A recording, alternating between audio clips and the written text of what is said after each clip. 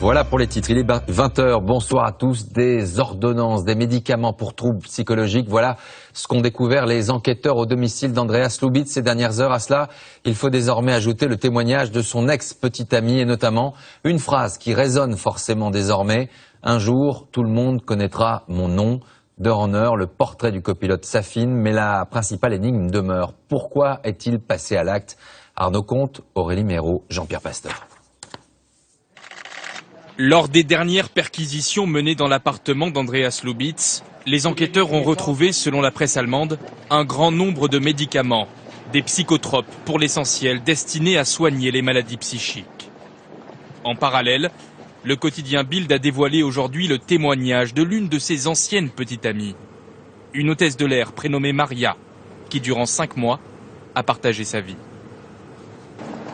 Lorsque j'ai appris cet accident, je me suis souvenu d'une phrase qu'il avait prononcée. Un jour, je ferai quelque chose qui changera le système et alors tout le monde connaîtra mon nom et s'en souviendra. Selon cette femme, Andreas Lubitz suivait un traitement psychiatrique au long cours en raison de troubles du comportement. Elle reconnaît d'ailleurs l'avoir quitté pour cette raison-là. Il devenait de plus en plus clair qu'il avait un problème. La nuit, il se réveillait et criait « Nous tombons !» en proie à des cauchemars.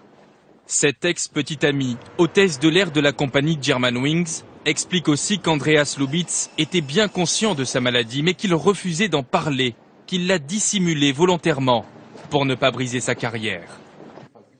S'il a fait ça, c'est parce qu'il a compris qu'à cause de ses problèmes de santé, son grand rêve d'un emploi à la Lufthansa comme capitaine et comme pilote de long courrier était pratiquement impossible.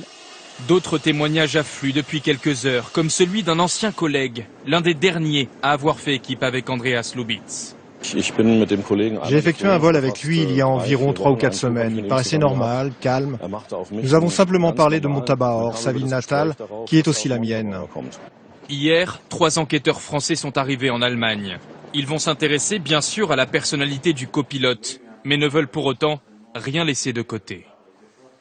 Il y a aujourd'hui une orientation qui est connue médiatiquement, qui fait l'objet d'une attention particulière.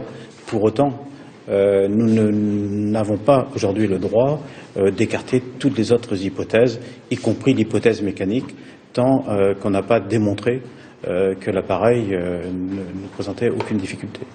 Enfin, toujours selon la presse allemande, Andreas Lubitz souffrait également de problèmes de vue qui auraient pu remettre en question son aptitude à piloter.